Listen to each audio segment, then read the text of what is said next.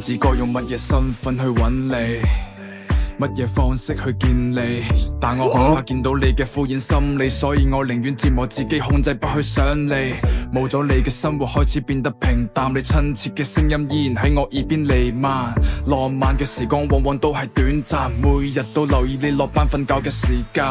你話我哋都要各自更好生活，但你唔喺嘅生活要我點樣過好生活？酒精可以令我忘記依家，但不能讓我忘記從前同埋嗰位他。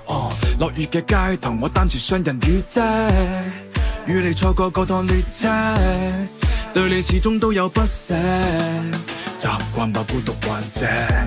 餘生不必說抱歉，從前要學懂不問不再相見。